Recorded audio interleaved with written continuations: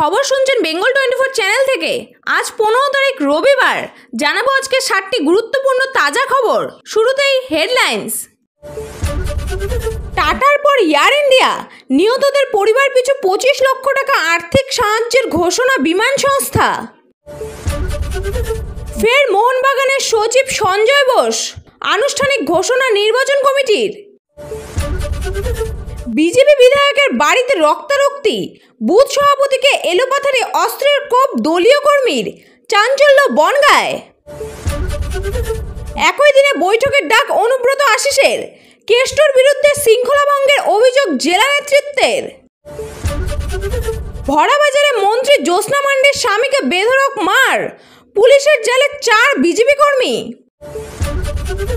মহেশতলে অশান্তির পরই রবীন্দ্রনগর থানার আইসি বদল, রুটিন বদল, দাবি পুলিশের। কলকাতা সহ দক্ষিণবঙ্গে ধেয়ে আসছে দুর্যোগ, রেহাই পাবে উত্তরবঙ্গ। আসছে বিস্তারিত খবরে। আহমেদাবাদ বিমান দুর্ঘটনায় নিহতদের পরিবার পিছু এবার 25 লক্ষ টাকা আর্থিক সাহায্যের ঘোষণা করল এয়ার ইন্ডিয়া।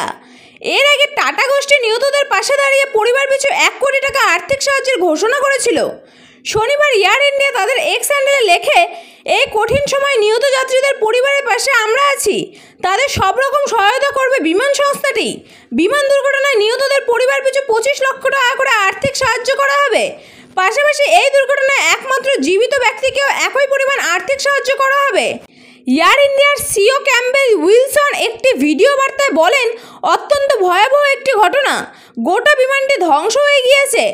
ইতিমধ্যে এয়ার ইন্ডিয়ার তরফ থেকে আহমেদাবাদে 100 জন পরিচর্যাকারী এবং 40 জন ইঞ্জিনিয়ারকে মোতায়েন করা হয়েছে। দুর্ঘটনা আহত মেডিকেল কলেজে পড়ুয়াদের প্রতিও তিনি উদ্বেগ প্রকাশ করেছেন।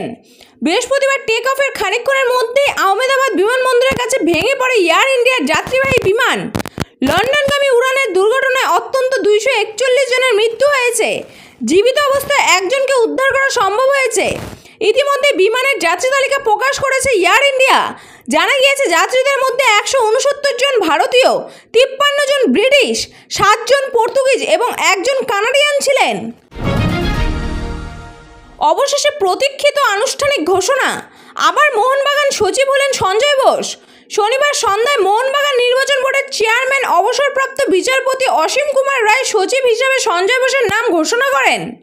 এছাড়াও আনুষ্ঠানিকভাবে ঘোষিত হয় মোহনবাগানের কমিটির 21 সদস্যের নাম। গত 9 জুন মনোনয়ন জমা দেওয়ার শেষ দিনে সঞ্জয় বোসরা মনোনয়ন পেশ করেছিলেন। তিনি মনোনয়ন জমা দেওয়ার সময় দেবাশিস দত্ত, কুণাল ঘোষ প্রমুখ উপস্থিত ছিলেন। মনোনয়ন প্রত্যাহারের শেষ দিন ছিল শুক্রবার।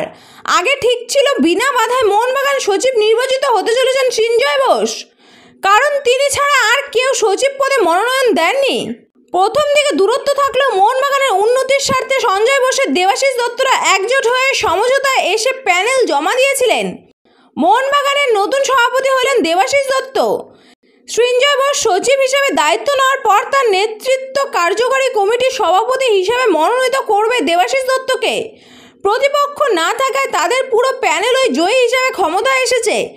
এদিন মোহনবাগান তাঁবুতে অবসরপ্রাপ্ত বিচারপতি অসীম কুমার রায় মোট 11 জন কর্মকর্তা ও 11 জন কার্যকরী সমিতির সদস্যের নাম ঘোষণা করেন। জমি নিয়ে দুই পক্ষের মধ্যে বেশ কিছুদিন ধরে বিবাদ চলছিল।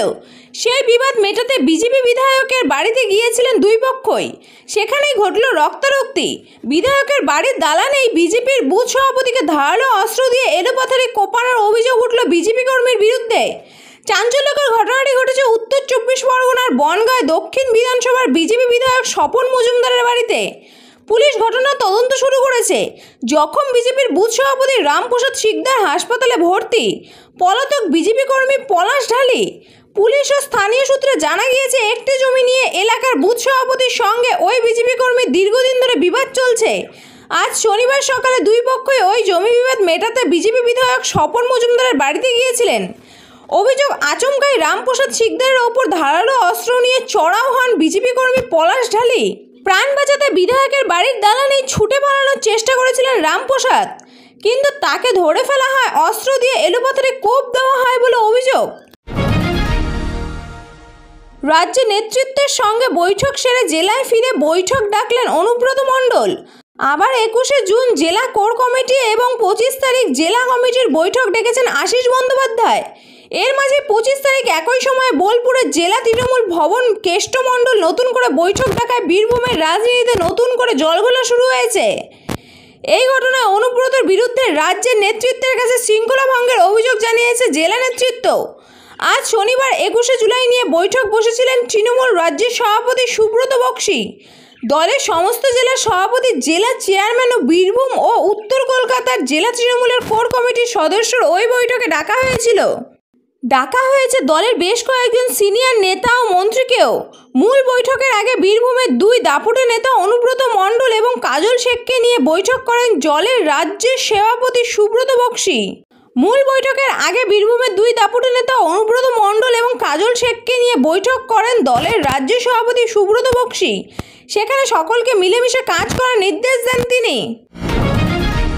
ভরা বাজারে খোদ মন্ত্রীর স্বামীকে বেধড়ক মারধরের অভিযোগ উঠল বিজেপি কর্মীর বিরুদ্ধে। বাঁকুড়ার খাতড়া শহরে শুক্রবার রাতে এই ঘটনায় রাজনৈতিক মহলে শোরগোল পড়ে গিয়েছে। রাজ্যের খাদ্য ও সরবরাহ দপ্তরের রাষ্ট্রমন্ত্রী জ্যোৎস্না মান্ডির স্বামী তুহিন মান্ডিকে খাতড়া শহরের দাসের মোড়ে এলাকায় মারধর করা হয়েছে বলে অভিযোগ। ঘটনার পরে স্থানীয় তৃণমূল কর্মী ও পুলিশ গিয়ে তুহিন মান্ডিকে উদ্ধার করেন। পরে খাতড়া মহকুমা হাসপাতালে তাকে নিয়ে গিয়ে চিকিৎসা করানো হয়। রাতেই তুহিন মান্ডি পুলিশের কাছে স্থানীয় বিজেপি নেতা শান্তনু সিংহ সহ কয়েকজনের বিরুদ্ধে অভিযোগ দায়ের করেছেন। পুলিশ 4 জন বিজেপি কর্মীকে আটক করেছে। রাজ্যের খাদ্য ও সরবরাহ দপ্তরের রাষ্ট্রমন্ত্রী জ্যোৎস্না মান্ডি বলেন, অন্যান্য দিনের মতো আমার স্বামী শুক্রবার রাত 8টা নাগাদ খাতড়ার করালি মোড় দাসের মোড়ে এলাকায় গিয়েছিলেন। সেই সময় তার উপর স্থানীয় বিজেপি নেতা শান্তনু সিংহের নেতৃত্বে 15 থেকে 16 অতর্কিতে তাকে আক্রমণ করে। তাকে লাঠি দিয়ে বেধড়ক মারধর করা হয়েছে। আমার স্বামী রাজনীতি করেন না, উনি একজন সরকারি কর্মী। তারপরেও বিজেপি দুষ্কৃতীরা পরিকল্পিতভাবে আমাকে টার্গেট করে আমার স্বামীর উপরে এই ঘৃণ্য হামলা চালিয়েছেন। মহেশতলায় অশান্তির পরে ফের রাজ্য পুলিশের রদবদল। রবীন্দ্রনগর এবং মালদহের রতুয়া থানার আইসি বদল করা হয়েছে। মহেশতলার এসডিপিওকেও সরানো হয়েছে। রবীন্দ্রনগর থানার আইসি ছিলেন মুকুল মিয়া, তাকে দার্জিলিংয়ে পাঠানো হয়েছে। রবীন্দ্রনগর থানার নতুন আইসি হচ্ছেন রতুয়ার সার্কেল ইন্সপেক্টর সুজন কুমার রায়। মহেশতলার বর্তমান এসডিপিও কামরঞ্জন মোল্লাকে এসপি 3rd ব্যাটালিয়ন বদলি করা হয়েছে। এসডিপিও হচ্ছেন রবীন্দ্রনগরের প্রাক্তন আইসি রেজাউল কবির। বলে রাখা ভালো, এর আগে গত 9 জুন ব্যারাকপুরের পুলিশ কমিশনারেটের কমিশনারকে বদলি করা হয়। অজয় কুমার ঠাকুরকে কমিশনার পদ থেকে সরিয়ে দেওয়া হয়েছে। তাকে পাঠানো হয়েছে সিআইডি ডিআইজি পদে। ব্যারাকপুরের নতুন কমিশনার মুরলীধর শর্মা আইজিপি ট্রেনিংয়েই ছিলেন তিনি। বর্ষা আসার ঠিক আগে দুর্যোগের আশঙ্কা। সপ্তাহান্তে কলকাতা সহ দক্ষিণবঙ্গে ধেয়ে আসছে দুর্যোগ। ঝড় বৃষ্টি হতে পারে, রেহাই পাবেন না উত্তরবঙ্গবাসীরাও।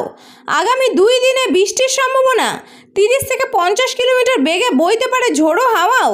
বাতাসে জলীয় বাষ্পের পরিমাণ বেশি থাকায় অস্বস্তি বজায় থাকবে। দক্ষিণবঙ্গের সপ্তাহান্তে বজ্রবিদ্যুৎ সহ বৃষ্টির সতর্কতা। সঙ্গে 30 থেকে 50 কিলোমিটার পর্যন্ত দমকা ঝোড়ো হাওয়া বইতে পারে। সোমবার থেকে ভারী বৃষ্টির সম্ভাবনা বাড়বে। বুধবার পর্যন্ত বিক্ষিপ্তভাবে ভারী বৃষ্টি চলবে দক্ষিণ 24 পরগনা, পূর্ব ও পশ্চিম মেদিনীপুর, পূর্ব ও পশ্চিম বর্ধমান, মুর্শিদাবাদ, বীরভূম, বাঁকুড়া, পুরুলিয়া ও ঝাড়গ্রামে। মঙ্গলবার ভারী বৃষ্টির সম্ভাবনা সবথেকে বেশি। এদিকে উত্তরবঙ্গের দার্জিলিং, কালিম্পং, জলপাইগুড়ি, আলিপুরদুয়ারে ভারী বৃষ্টির সম্ভাবনা। রবিবার পর্যন্ত একই আবহাওয়া জারি থাকবে। সোম ও মঙ্গলবার আবহাওয়ার উন্নতির সম্ভাবনা। বুধবার থেকে ফের বৃষ্টি বাড়তে পারে।